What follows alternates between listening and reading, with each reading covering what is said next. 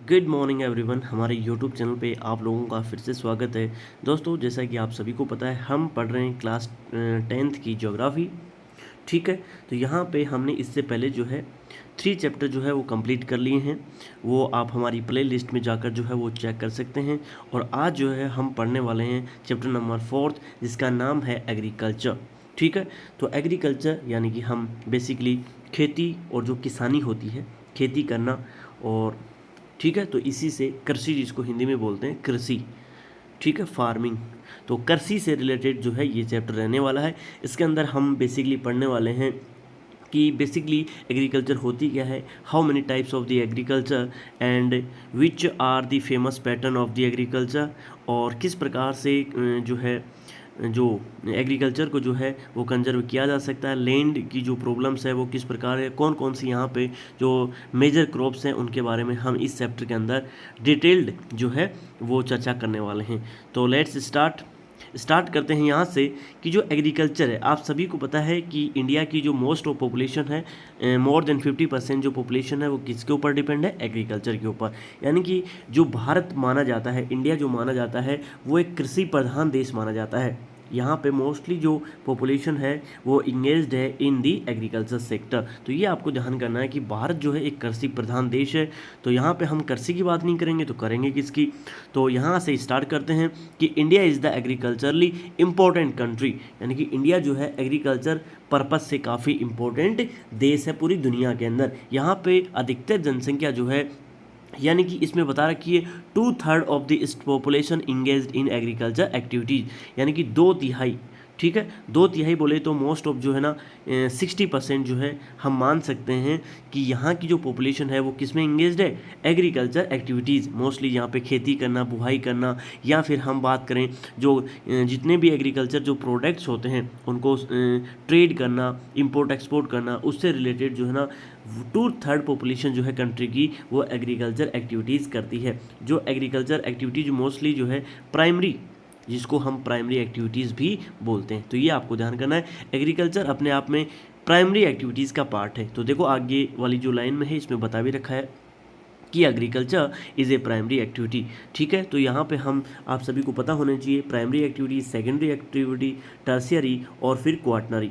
ठीक है, सो यहाँ पे ये हम बेसिकली बात करते हैं, यहाँ पे 4 प्रकार की जो है एक्टिविटीज़ होती हैं। इकोनॉमिक एक्टिविटीज़ इनको बोला जाता है। कई बार जो है क्वाटनरी एक्टिविटीज़ भी मानी जाती है, यानी कि इसको बोलते हैं प्राथमिक क्रिया, इसको बोलते हैं द्वितीयक क्रिया, इसको बोलते हैं तृतीयक और इसको बोलते हैं चतुर्थ। तो एग्रीकल्चर यानी कि जो प्राइमरी एक्टिविटीज़ होती है, हम इसके अंदर बेसिकली गैदरिंग करते हैं चीज़ों की, पेस्टोरल पशुचारण होता है, एग्रीकल्चर होता है, हंटिंग होता है। ये सारी चीज़ें जो है वो प्राइमरी एक्टिविटीज़ के अंदर शामिल होती हैं। वहीं पे सेकेंडरी एक्टिविटीज़ के अंदर बेसिकली हम मैन्युफैक्चरिंग, प्रोसेसिंग और इंफ्रास्ट्रक्चर जितनी भी चीज़ें होती हैं, मशीनरी यानी कि चीज़ों को हम प्रोडक्शन करते हैं मास स्केल के ऊपर, उसको सेकेंडरी एक्टिविटीज़ के अंदर कंसीडर करते हैं। वहीं पे मैं बात करूं टर्शियरी एक्टिविटीज़ की, तो टर्शियरी एक्टिविटीज़ को सर्विस सेक्टर भी बोला जाता है। मोस्टली जैसे टीचर हो गया, डॉक्टर हो गया, लॉयर हो गया, और वेरियस टाइप की जो जितनी भी शहरों के अंदर एक्टिविटीज़ होती हैं वो टर्शियरी एक्टिविटीज़ के अंदर शामिल होती हैं।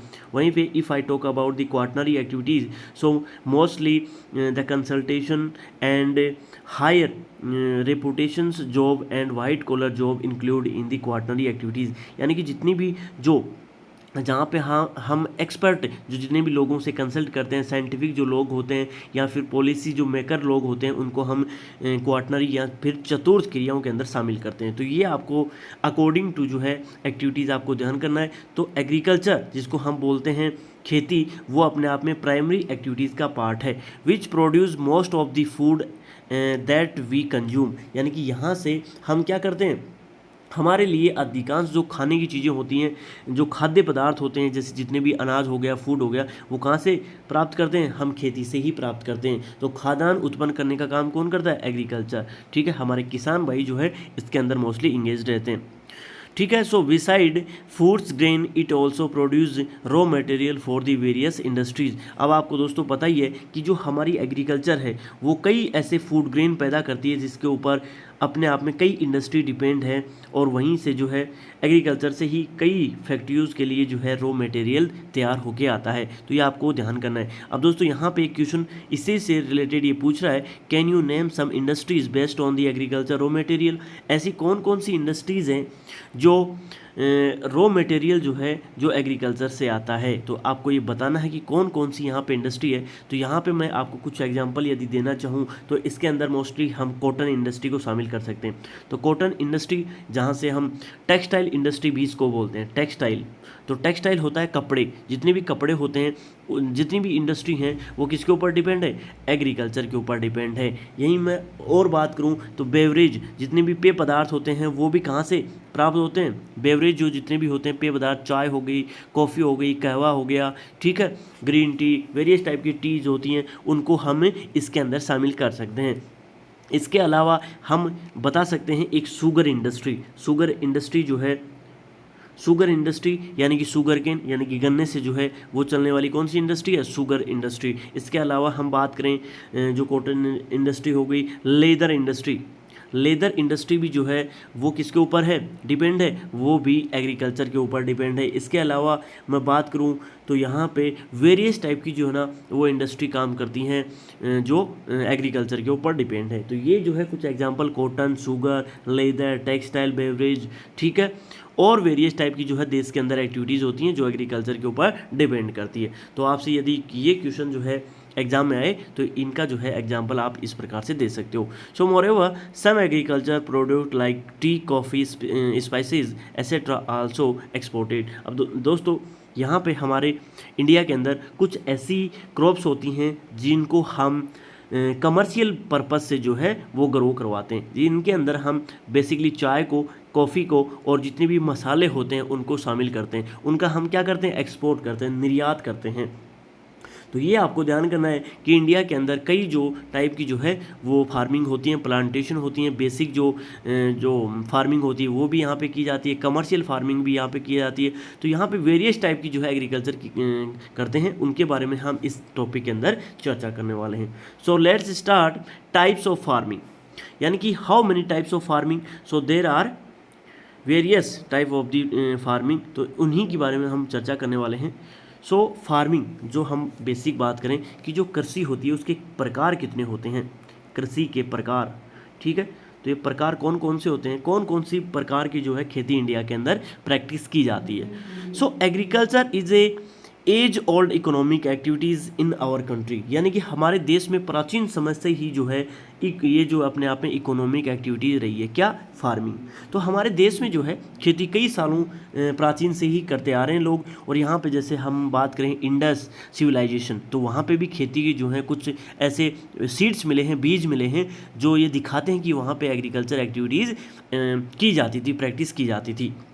Over this year, cultivations method have changed significantly depending upon the characteristic of physical environment, technological know-how and social cultural practices। यानी कि हम बात करें कि पिछले हजारों वर्षों के दौरान, ओल्ड दिस ईयर कल्टिवेशंस मेथड, यानी कि पिछले हम बात करें हजारों वर्षों के दौरान भौतिक, पर्यावरण, प्रौद्योगिकी और सामाजिक सांस्कृतिक रीति रिवाज जो रहे हैं उनके अनुसार खेती करने की जो विधियां हैं, मेथड्स हैं, वो उनके अंदर कुछ ना कुछ चेंज आया है। यानी कि हजारों सालों से हमारे जो प्राकृतिक कारक होते हैं, जैसे किस प्रकार की मिट्टी है, किस प्रकार की क्लाइमेट है, किस प्रकार की टेक्नोलॉजी है, किस प्रकार का ताना बाना है, सोशल इकोनॉमिक जो स्ट्रक्चर होता है किसी भी देश का, वहाँ पे जो किस प्रकार की जो है ना सोशियो कल्चरल जो है प्रैक्टिस की जाती है, उसके अकॉर्डिंग उन्होंने हमारे खेती की विधियों में अपने आप में काफ़ी परिवर्तन किया है। विधियों में सार्थक परिवर्तन जो है यहाँ पे देखने को मिलता है।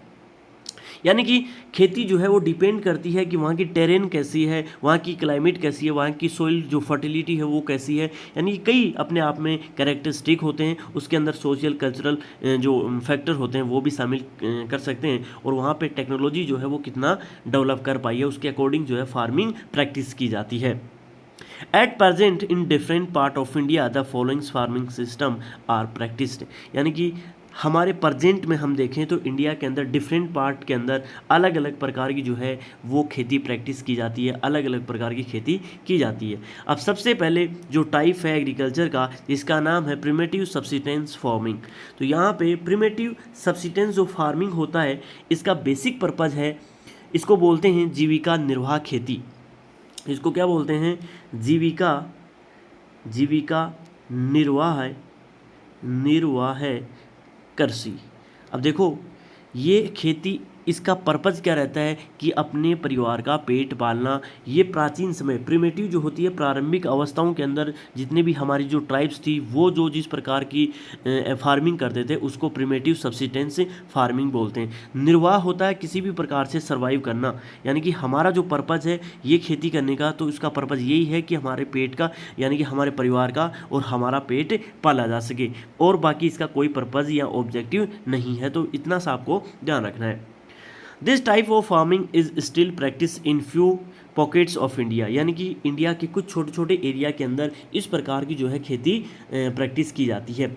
इस प्रकार की कृषि की हम बेसिकली बात करें तो कुछ ही पार्ट के अंदर इंडिया के अंदर ये की जाती है। So primitive subsistence agriculture is practice on small patches of land with the help of primitive tools.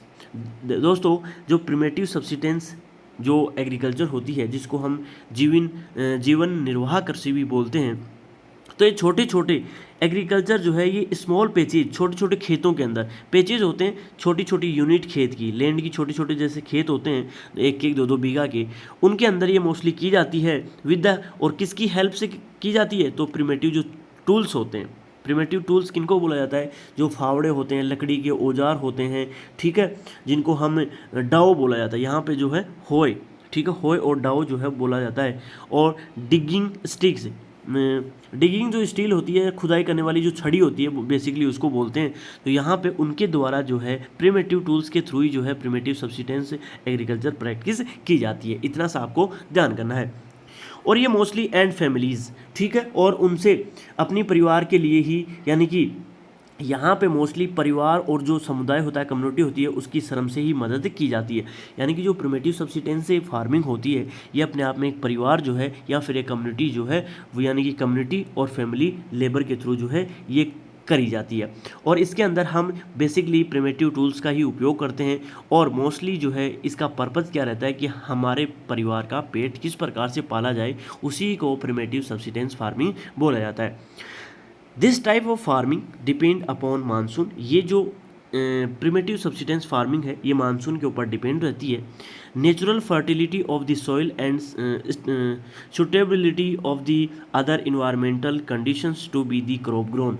यानी कि मोस्टली जो है इस प्रकार की जो खेती होती है, पहली चीज़ तो ये है कि मानसून आता है तो ही इस प्रकार की खेती की जाती है। वहीं पे हम बात करें जो फर्टिलिटी ऑफ द सॉइल, जो मृदा की अपने आप में उर्वरकता रहती है, जो फर्टिलिटी होती है, क्वालिटी ऑफ द सॉइल होती है, वो अपने आप में फसल उगाने के लिए अन्य पर्यावरणीय जितनी भी कंडीशंस होती हैं उनके ऊपर निर्भर करती है। यानी कि इन्वायरमेंटल कंडीशन कैसी है किसी एरिया की, उसके ऊपर डिपेंड करेगी हमारी फर्टिलिटी ऑफ द सॉइल। अच्छी अगर इन्वायरमेंटल कंडीशन रहेगी तो फर्टिलिटी ऑफ द सॉइल जो है वो गुड रहेगी, अच्छी कंडीशन के अंदर रहेगी। और यदि इन्वायरमेंटल टेरेन खराब है, इन्वायरमेंटल या पर्यावरणीय जो पारिस्थितिकी तंत्र है वो ख़राब है, तो हमारी जो सॉइल की फर्टिलिटी है वो भी ख़राब देखने को मिलेगी।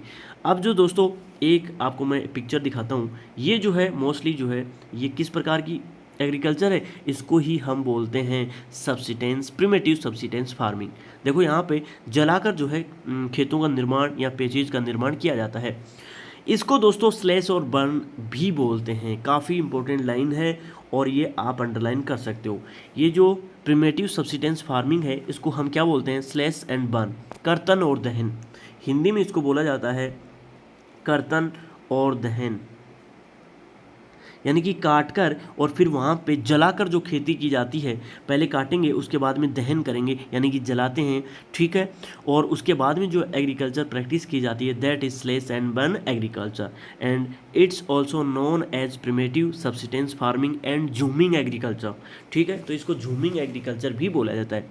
यहाँ पे मोस्टली जो फार्मर है वो करते क्या हैं? सो फार्मर क्लियर ए पेज, यानी कि फार्मर जो है वो एक पेज को साफ करते हैं, एक छोटी सी लैंड होती है उसको साफ करते हैं, और land and produce cereals and other food crops to sustain their family. अपनी जो परिवार को पालने के लिए जो है वो कर्तन दहन प्रणाली का उपयोग करते हैं। किसान अपनी जो छोटी सी ज़मीन होती है उस टुकड़े को साफ करके उनके परिवार के भरण पोषण के लिए अनाज और अन्य जितने भी खाद्य पदार्थ होती हैं, कैरल्स जो होते हैं वो खाने वाली जो जितनी भी क्रॉप्स होती हैं और अन्य जो खाने की जो क्रॉप्स होती हैं उनको वहाँ पे उगाते हैं। तो इतनी सी आपको चीज़ ध्यान करनी है।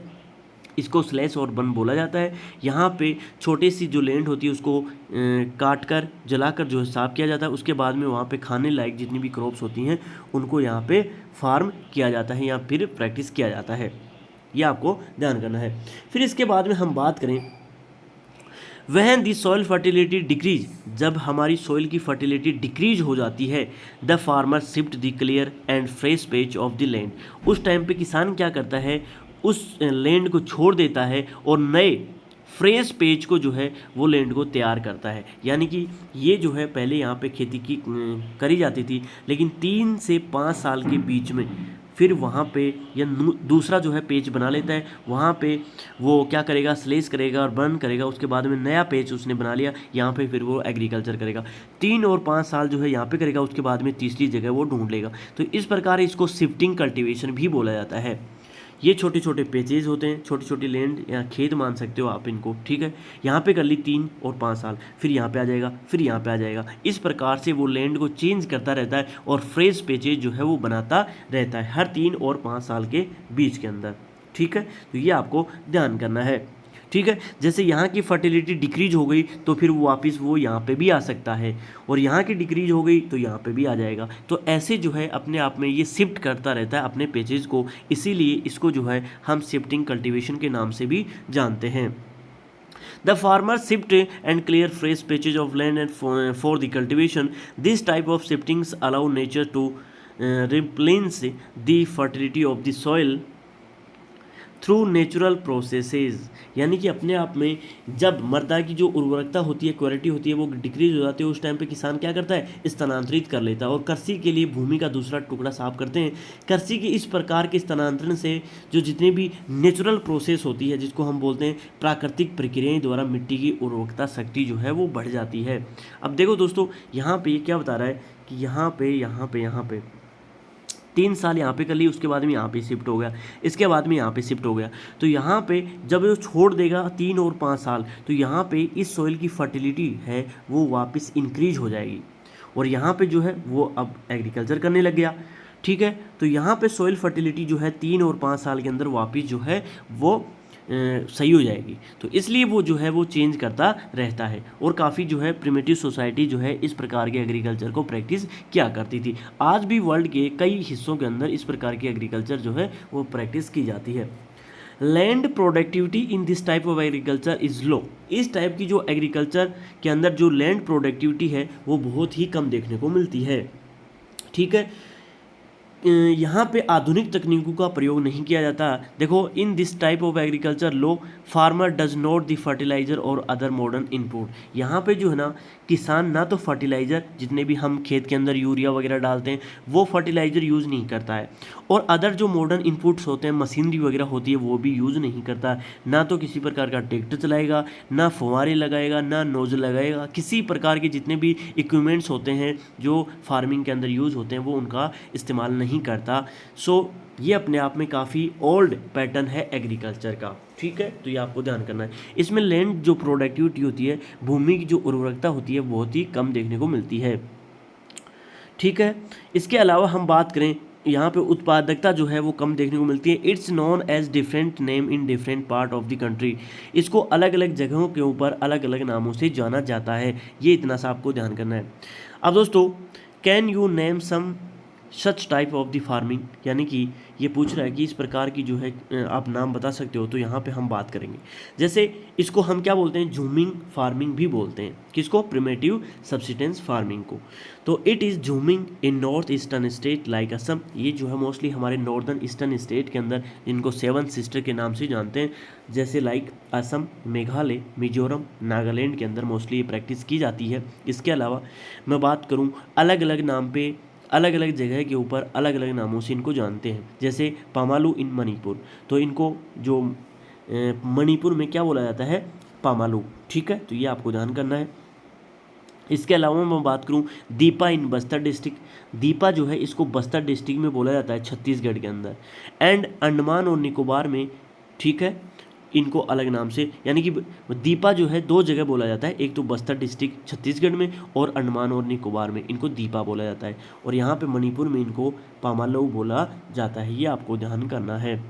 तो पामलू, ठीक है, और यहाँ पे दीपा, इनको ये दो नाम तो आपको ध्यान करने हैं। इसके अलावा हम बात करें जूमिंग, ये अलग अलग जो वर्ल्ड के अलग अलग वर्ल्ड में जो है ना, इनको अलग अलग नाम से जानते हैं, जैसे अलग अलग कंट्रियों के अंदर अलग अलग जो है वो उसके नाम है।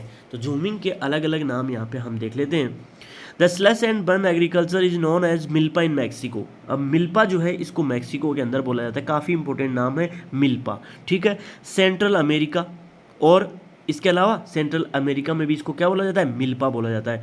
कोनुको जो है वेनेजुएला के अंदर बोला जाता है, काफ़ी इंपॉर्टेंट नाम है। ये नाम जो है ये आपको ध्यान रखने हैं, हर एग्जाम में शॉर्ट जो क्वेश्चन होते हैं उनमें ये पूछ लिया जाता है कि कोनुको जो है क्या है अपने आप में। तो आपको ये है जूमिंग कर एग्रीकल्चर होती है और कहाँ पे प्रैक्टिस की जाती है, वेनेजुएला, जो अपने आप में ये जो कॉन्टिनेंट है ना सर्दर्न अमेरिका, यहाँ पे जो है वेनेजुएला है।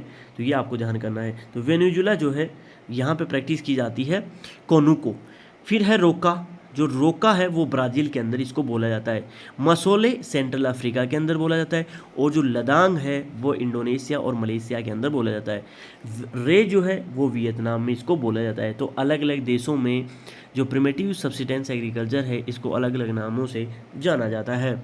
हम बात करें इंडिया में और किन किन नामों से इनको जाना जाता है, दो की हमने यहाँ पे बात कर ली थी। एक तो पामालू जो है वो मणिपुर में, और दीपा जो है बस्तर और अंडमान में। इसके अलावा कुछ और नाम है, जैसे यहाँ पे आप देख सकते हो। जैसे मैं बात करूँ, the India is the primitive from the cultivation is called bewar और दहिया, इनको जो है बेवर बोला जाता है और दहिया मध्य प्रदेश में बोला जाता है। तो ये आपको ध्यान करना है कि मध्य प्रदेश में बेवर और दहिया, ठीक है, इस नाम से इनको जाना जाता है। पोदू जो है, पोदू और पेंडा, इनको आंध्र प्रदेश में बोला जाता है। किसको, प्रिमिटिव सब्सिस्टेंस फार्मिंग को। पामाधाबी और कोमान और ब्रिंगा इन ओडिशा, ओडिशा में इसके तीन नाम है, ये आपको ध्यान कर लेना। तो यहाँ पे ओडिशा में एक तो पामाडाबी, कोमान और ब्रिंगा, तीन नामों से इसको जाना जाता है। कुमारी जो है वेस्टर्न घाट में मोस्टली जो है, हम बात करें केरला के अंदर, तो इसको वेस्टर्न घाट में इसको क्या बोला जाता है, कुमारी के अंदर बोला, यानी कि कुमारी के नाम से इसको जाना जाता है। वहीं पे हम बात करें हमारे राजस्थान में क्या नाम से बोला जाता है इसको, तो वालरे और वाल्ट्री, इसको क्या बोला जाता है, वालरे और वाल्ट्री जो है इस नाम से पूर्वी राजस्थान में इसको, सर्दर्न ईस्टर्न राजस्थान में इसको क्या बोला जाता है, वालरे और वाल्ट्री इसको बोला जाता है। वहीं पे हम बात करूं, एक नाम हो रहा है खिल, जो खिल है वो इसको बोला जाता है हिमालय बेल्ट में। ठीक है, तो ये आपको ध्यान करना है, हिमालय क्षेत्र में इसको खिल बोला जाता है, और झारखंड में इनको बोला जाता है कुरुआ। ठीक है, क्या बोला जाता है, झारखंड में इसको कुरुआ बोला जाता है, और उत्तर पूर्वी प्रदेश जो जितने भी है नॉर्दर्न स्टेट में इसको क्या बोला जाता है, झूमिंग बोला जाता है। तो कई बार जो है कमांड रूप से इसको झूमिंग कल्टीवेशन के नाम से भी जाना जाता है। तो यहाँ पे आपको याद रखने वाली तीन चीज़ें ये हो गई कि पहली चीज़ तो इसको प्रिमिटिव सब्सिस्टेंस फार्मिंग बोलते हैं, फिर इसको जो है स्लैश एंड बर्न फार्मिंग भी बोलते हैं, जूमिंग भी बोलते हैं, शिफ्टिंग फार्मिंग भी बोलते हैं। ये आपको ध्यान करना है, इसके चार नाम हो गए, primitive subsistence farming, zooming farming, shifting और स्लैश एंड बर्न। तो ये आपको नाम ध्यान करने हैं। इसके बाद में हम जैसे यहाँ पे एक पिक्चर देख सकते हो, इस प्रकार से छोटे छोटे पेजेस बनाए जाते हैं और फिर यहाँ से शिफ्ट करके दूसरे पेजेस बना लिए जाते हैं। अब दोस्तों एक क्वेश्चन और आता है, हम बेसिकली बात करें कि मोस्टली यहाँ पे यदि, ठीक है, जैसे यहाँ पे एक एग्जांपल है, इसके बारे में पढ़ेंगे, लेकिन क्या आप बता सकते हो कि जो शिफ्टिंग प्रिमिटिव सब्सिस्टेंस फार्मिंग होती है उसमें कौन कौन सी क्रॉप आती हैं, कौन कौन सी क्रॉप्स को उगाया जाता है। तो ये काफ़ी इंपॉर्टेंट है, ये आप यहाँ पे देख लेना। तो यहाँ पे मैं बता रहा हूँ आपको कि इसके अंदर कौन कौन सी जो है वो क्रॉप को शामिल किया जाता है। तो एक तो दोस्तों इसमें मक्का होता है, मेज जिसको बोला जाता है, मेज। ठीक है, तो एक तो मेज हो गया, एक यहाँ पे पोटैटो, आलू भी उगा लिए जाते हैं। ठीक है, पोटैटोज़ भी उगाए जाते हैं, और एक जो है याम, याम क्या होता है, ये कोई जो है ना, जिस प्रकार से शकरकंद होती है, इस प्रकार की कोई फसल है जो मोस्टली जो है वेनेजुएला और या फिर जो अमेरिका जो है कॉन्टिनेंट, वहाँ पे मोस्टली ये उगाए जाते हैं। तो यहाँ पे 3 जो है इसमें मुख्य जो है मेजर क्रॉप मानी जाती है, पोटैटो, मेज और याम। और भी हैं, आप यदि आपको पता है तो कमेंट बॉक्स में आप लिख के हमें बता सकते हो, ठीक है। तो यहाँ तक जो है आपको ध्यान करना है कि इसके अंदर जो है 3 क्रॉप आती है, मेज, याम और पोटैटोज़। हम बात करें, यहाँ पे एक छोटा सा एग्जाम्पल दे रखा है कि एक लड़की रहती है जिसका नाम है रिंजा। तो रिंजा जो है lived with her family small village at the outskirts of Diphu in Assam. तो असम के अंदर एक रिंजा नाम की लड़की रहती है, ठीक है, और दीपू के बाहरी क्षेत्र में अपने परिवार के साथ मोस्टली रहती है। She enjoy watching her families member clearing, slashing and burning a patches of land for the cultivation. यानी कि उसकी फैमिली जो है, फैमिली की जो परिवार के सदस्य हैं, मेंबर्स हैं, वो एक भूमि के टुकड़े पर जितनी भी जो वनस्पति होती है, वेजिटेशन होती है, उसको काट कर और जलाकर साफ करते हैं। उसके बाद में वो काफ़ी अनुभव करती है। She often helped them in irrigating the field with the water running through a bamboo canal from the nearby spring। अब वो क्या करती है, पड़ोस के झरने से बम्बू जो बांस होता है, बांस के जो पाइप होते हैं उनके थ्रू पाइप बनाकर वहाँ पे वो इरिगेशन करती है, ठीक है। तो अपने परिवार के सदस्यों के साथ जो बांस के नाले होते हैं, बांस से पाइप बना लिए जाते हैं और झरने से पानी लाकर अपने खेत में वो क्या करती है, इरिगेशन करती है, सिंचाई करती है, ठीक है। इसके अलावा she loves the surroundings and want to stay here as long as she can, but this little girl has no idea about the declining fertility of the soil and her family's search for fresh and patches of land is next season। अब वो क्या करते हैं, यानी कि वो क्या चाहती है, मोस्टली वह अपने परिस्थान से लगाव रखती है, वो उस एरिया को काफ़ी प्यार करती है। पहली चीज़ तो ये हो गई, ठीक है। फिर हम बात करें, जब ये संभव नहीं रह, यानी कि अब ये उसको लगता है and want to stay here, वो क्या चाहती है, वह अपने स्थान के ऊपर बना रहना चाहती है, यानी कि वहाँ पे वो रहना चाहती है। लेकिन इस छोटी सी बच्ची को अपने खेत में की जो मिट्टी होती है उसकी फर्टिलिटी धीरे धीरे घटती रहती है, तो उसके बारे में उसको पता नहीं है कि उस खेत की जो है वो फर्टिलिटी क्यों घट रही है, ठीक है। जिसके कारण उसके परिवार को अगले वर्ष नए पैचेज बनाने पड़ते हैं।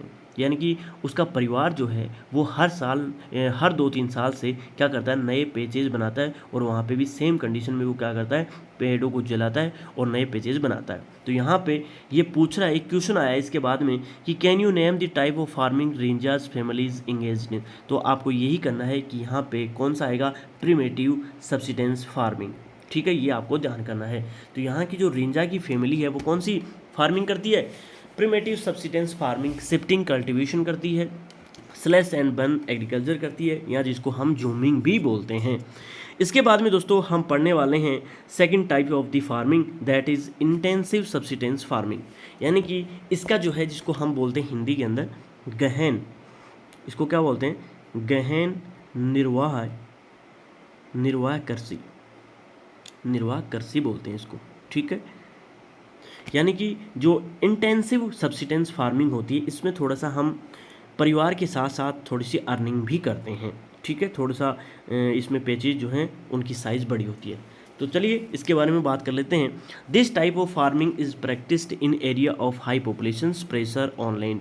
यानी कि इस प्रकार की इंटेंसिव सब्सिस्टेंस फार्मिंग जो है वो उन एरियाज़ के अंदर प्रैक्टिस की जाती है जहाँ पे पॉपुलेशन कैसी है, ज़्यादा है, और जो पॉपुलेशन का प्रेशर है लैंड के ऊपर वो बहुत ही ज़्यादा है, ठीक है। यानी कि जैसे हम बात करें एशियाटिक जितने भी एरिया हैं, जैसे हम बात करें चाइना, जापान, इंडिया, तो इस प्रकार के एरिया के अंदर mostly intensive subsistence farming practice की जाती है। इतना आपको ध्यान करना है।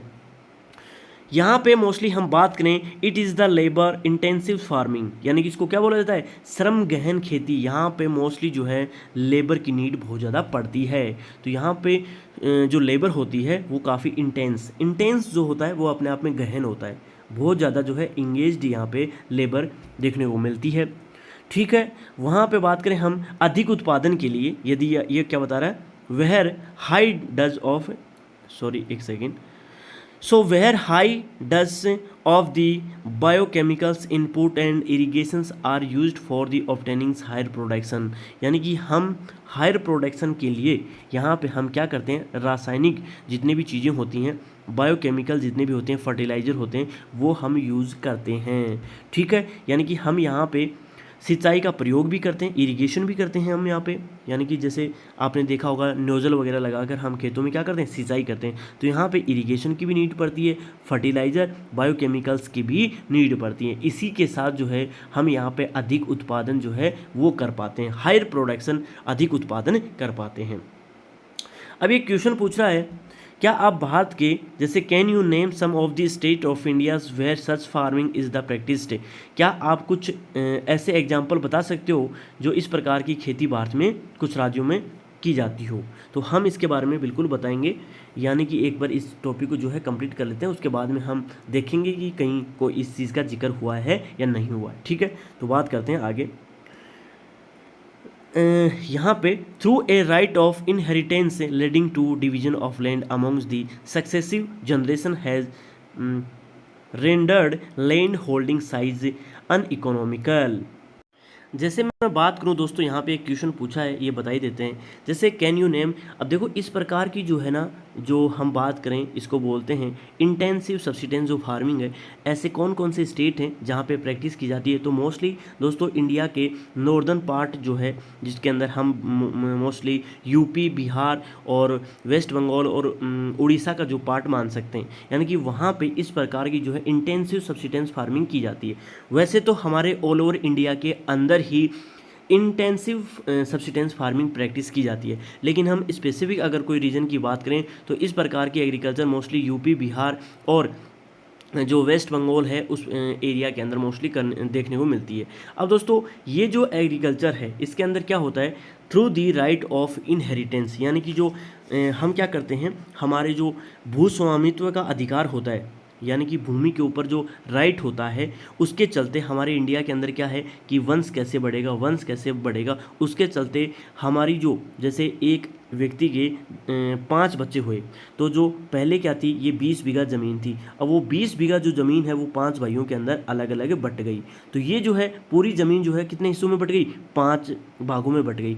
अब जो जितने भी हमारी जो लैंड की साइज़ है, जोतों का जो आकार होता है वो थोड़ा सा घट जाता है। तो यही बात यहाँ पे बता रहा है कि यहाँ पे हम बात करें the division of land among successive generation has rendered land holding size uneconomically, यानी कि यहाँ पे जो लैंड साइज है वो बहुत ही घट जाती है और यहाँ पे पीढ़ी दर पीढ़ी जो है जोतों का आकार घटता चला जाता है। तो इसके चलते जो है ना, इंसान के पास जो है, जैसे बात करें the farmer continue to task maximum output from the limited land in the absence of alternative source of livelihood, यानी कि ये किसान के पास जो है दूसरा ऑप्शन तो बचता नहीं है कि वो जो है फार्मिंग को छोड़कर कोई दूसरा जॉब कर ले। तो इसके चलते जो है उसके पास एग्रीकल्चर ही अपने आप में क्या है, एकमात्र सोर्स है।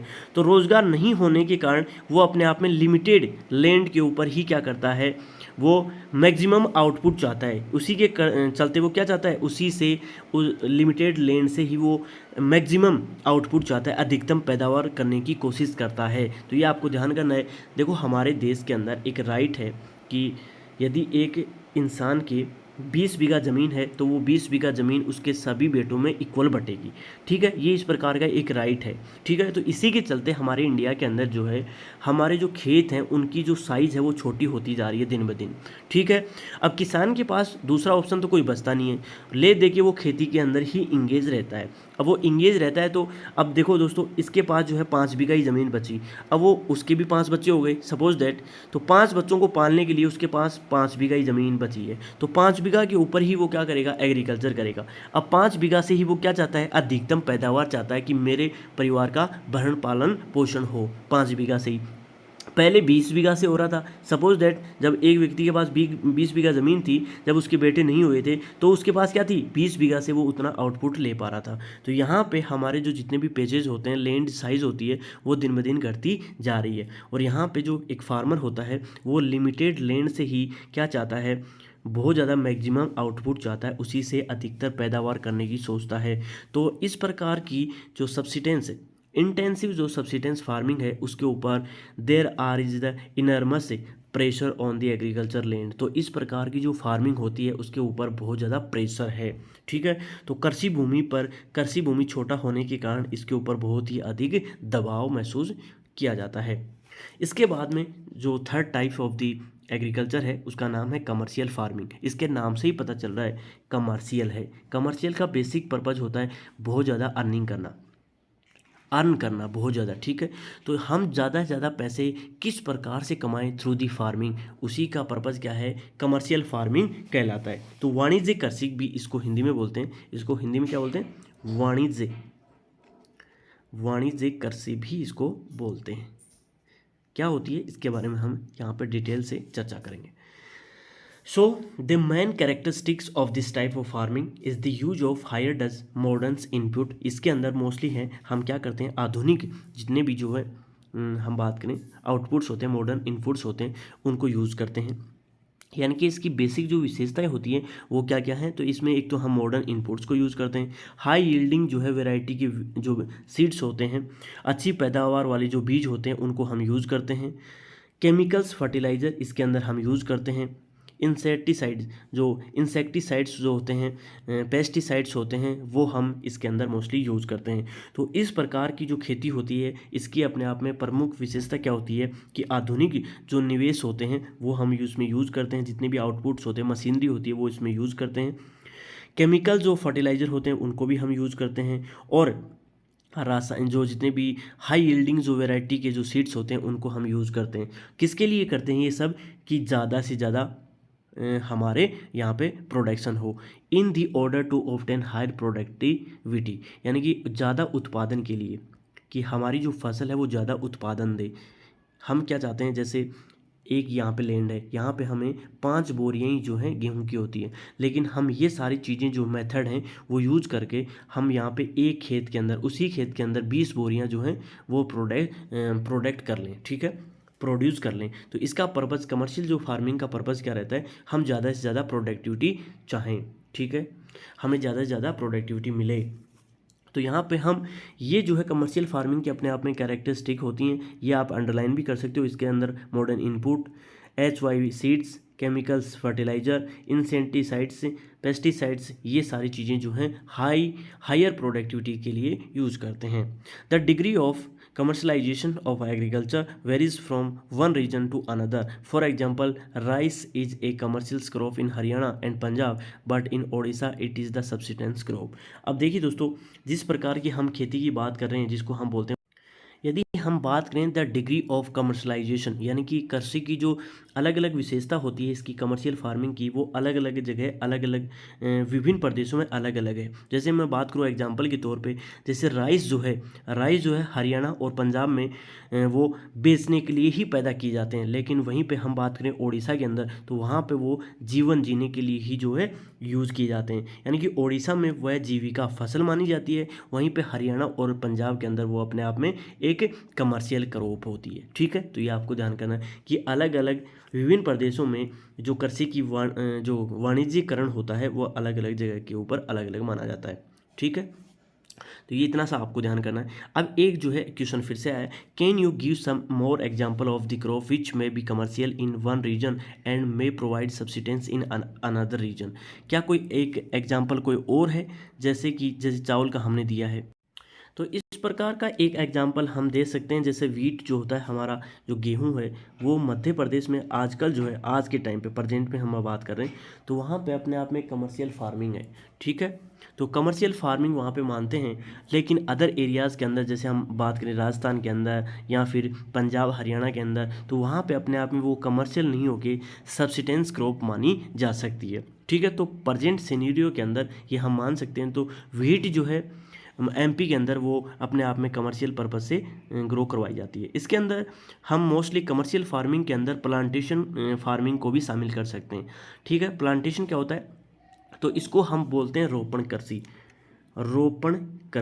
तो रोपण कृषि क्या होती है कि ऐसी कृषि जो हम रोप कर करते हैं, जैसे खेतों के अंदर हम छोटी छोटी जो पौध होती हैं उनको लगाते हैं, उसके बाद में वहाँ पे वेरियस जो क्रॉप्स होती हैं उससे प्रोडक्शन हम हासिल कर सकते हैं।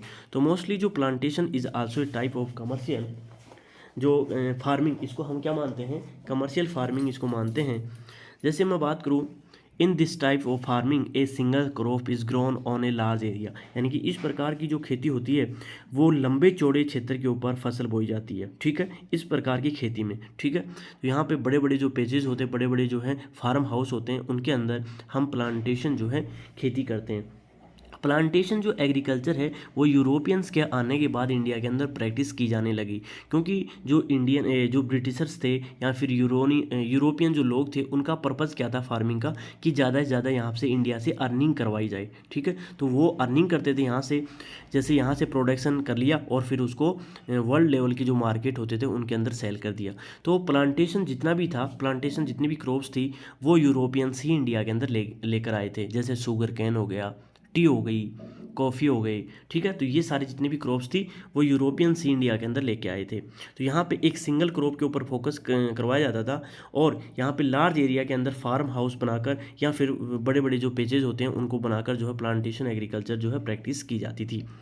The plantation has in interference of agriculture and industry, यानी कि ये अपने आप में एक इंटरफेरेंस है एग्रीकल्चर और इंडस्ट्री के बीच में, ठीक है, ये आपको ध्यान करना है। इसके अलावा हम बात करें, जो plantations cover a large tract of the land, यानी कि प्लांटेशन के अंदर हम किसको यूज़ करते हैं, बहुत बड़े व्यापक क्षेत्रों में जो है उसको यूज़ करते हैं, बहुत बड़ा क्षेत्र इसमें यूटिलाइज हम कर पाते हैं।